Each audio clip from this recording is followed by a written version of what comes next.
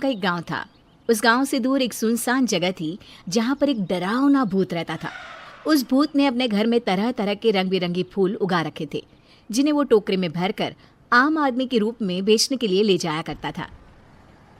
रामनगर के पास ही में एक बस स्टैंड था, जहां एक दिन वो भूत एक आम आदमी के रूप में अपना फूलों से भरा टोकरा लेकर जाता है और बोलता है, अरे वाह, फूल बेचने के लिए ये जगह तो सबसे बढ़िया है।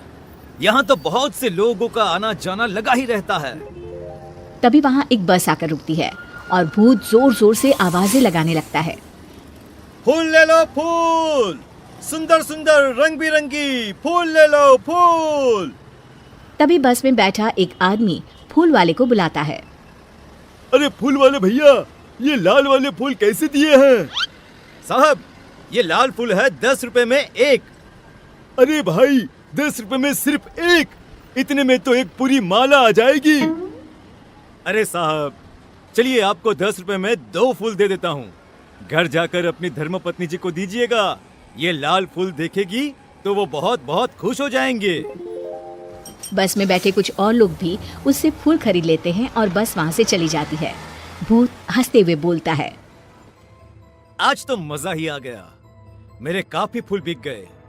अरे इन सब लोगों को क्या पता कि मेरे इन फूलों की खुशबू जो भी सुंदर औरत लेगी वो मेरे वश में हो जाएगी, और इन फूलों का असर सिर्फ सुंदर औरतों पर ही होगा, और वो सब छोड़ छाड़ कर मेरे पास भागी चली आएंगी।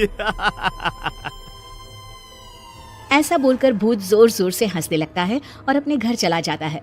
फिर बस वाला आदमी अपने घर पहुंचकर अपनी पत्नी को बुलाता है और मुस्कुराते हुए उससे कहता है, ओ मेरी प्यारी शीला, अरे जरा देख तो, आज मैं तुम्हारे लिए क्या लाया हूँ। अजी क्या बात है, आज तो आप बहुत खुश नजर आ रहे हो। मैं अपनी लाल परी के लिए लाल गुलाब लाया हूँ। अजी आप भी ना कैसी बातें करते हैं। ये गुलाब तो सच में बहुत सुंदर है, इसकी खुशबू से तो पूरा कमरा ही महक उठा। ये कहकर शीला फूल अपने बालों में लगा लेती है। फिर रात को वे दोनों अपने कमरे में सो जाते हैं। आधी रात होते ही शीला अपने घर से निकलकर भूत के पास पहुंच जाती है। अरे वाह, मेरे फूलों की खुशबू आखिर तुझे मेरे पास ले ही आई। फिर भूत शीला को एक कमरे में बंद कर देता है। तभी 2 और सुंदर औरतें वहां आती हैं। वे औरतें भी उस भूत के वश में होती है। भूत उन्हें भी ले जाकर शीला के साथ कमरे में बंद कर देता है। अगले दिन भूत फिर से आम आदमी का रूप लेकर बस स्टैंड पर फूल बेचने के लिए जाता है, और तभी लोगों से भरी हुई बस स्टैंड पर आकर रुकती है। फूल ले लो, फूल, सुंदर सुंदर खुशबूदार रंग बिरंगी फूल, हर तरह के फूल है मेरे पास। फूलों की माला, फूलों का गजरा, जो भी पसंद आए वो ले लो। अभी बस में 2 दोस्त रामू और श्यामू बैठे होते हैं। अरे फूल वाले, एक सुंदर सा गजरा तो देना भाई। अरे वाह रामू, क्या बात है, भाभी जी के लिए गजरा? हाँ भाई, तेरी भाभी को बालों में फूल लगाना बहुत पसंद है। अरे श्यामू, तू भी कुछ ले ले अपनी पत्नी जी के लिए, वो भी खुश हो जाएंगी। हाँ हाँ भाई, अरे तुम भी एक गजरा ले लो अपनी पत्नी जी के लिए। वैसे भी सुंदर औरतें बालों में फूल लगाकर और भी सुंदर लगती हैं। ठीक है भाई, अगर तुम इतना कह रहे हो तो एक गजरा मुझे भी दे दो। उसके बाद वे दोनों गजरा लेकर वहां से चले जाते हैं और घर जाकर अपनी अपनी पत्नियों को गजरा दे देते हैं। श्यामू अपनी पत्नी लीला से कहता है, सही कहा था उस फूल वाले ने, सुंदर औरतें बालों में फूल लगाकर और भी सुंदर दिखती हैं। जी आप भी ना कैसी बातें करते हैं। चलिए अब सो जाइए, काफी रात हो गई है। फिर वे दोनों सो जाते हैं। आधी रात होते ही लीला उठती है और अपने कमरे से निकलकर भूत के पास चल पड़ती है।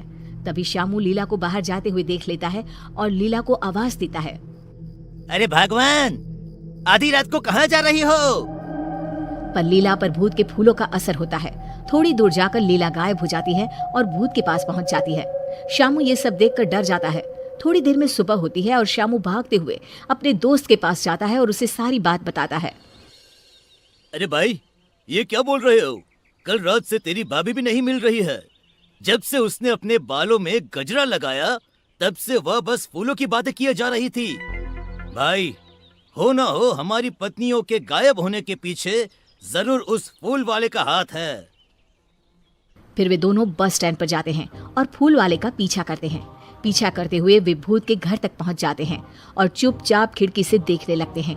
फूल वाला आम आदमी अब अपने भूतिया रूप में आ जाता है, जिसे देखकर सारी औरतें बहुत डर जाती हैं और जोर जोर से चिल्लाने लगती है। अरे नाश पीटे, हमने तेरा क्या बिगाड़ा है जो तू हमें यहाँ पकड़ कर ले आया है?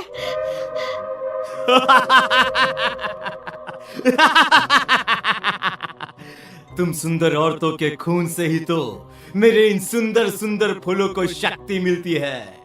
जितनी ज्यादा फूलों को शक्ति मिलेगी, मैं उतना ही ताकतवर बनूंगा और फिर पूरे गांव पर सिर्फ मेरा ही राज होगा। आज आधी रात को ही मैं एक एक करके तुम सारी सुंदरियों का खून अपने फूलों में डालूंगा। रामू और श्यामू ये सब खिड़की से देख और सुन रहे होते हैं। तभी रामू बोलता है, अरे भाई श्यामू, ये फूल बेचने वाला तो भूत निकला। अब हमें इन सभी औरतों को भूत के चुंगल से निकालने के लिए कुछ न कुछ करना ही होगा। हाँ भाई, हमारी पत्नी भी तो हमारे लिए कितना कुछ करती है। आज हमारी बारी है इनके लिए कुछ करने की। ये कहकर दोनों गांव चले जाते हैं और गांव के सरपंच को सारी बात बताते हैं। तभी कुछ और लोग भी वहां आ जाते हैं। उनमें से एक आदमी सरपंच से कहता है, सरपंच जी, मेरी बीवी भी 2 दिनों से गायब है। कहीं वो भी उस भूत के पास तो नहीं चली गई? तभी रामू सरपंच से कहता है, सरपंच जी, मेरे पास एक आइडिया है। क्यों न मैं और श्यामू औरत के रूप में किसी तरह उस भूत के पास चले जाए और मौका मिलते ही उसके बगीचे से फूलों को तोड़ दे। अपनी पत्नियों को बचाने के लिए तुम सब उस शैतान भूत से भी लड़ने को तैयार हो। ये देखकर मुझे बहुत खुशी हो रही है। अरे भाई रात होने वाली है। भूत उन सब औरतों को कुछ करे उससे पहले हमें वहां पहुंचना होगा। ये कहकर सभी वहां से चले जाते हैं।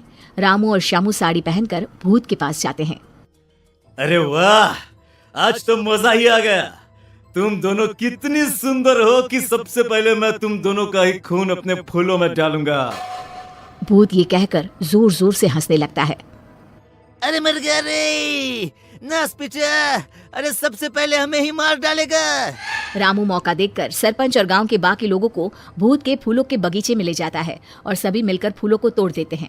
जैसे ही फूल टूटते हैं, भूत जलने लगता है और जोर जोर से चिल्लाने लगता है, तुम दोनों ने मेरे साथ धोखा किया है, मैं तुम दोनों को नहीं छोड़ूंगा।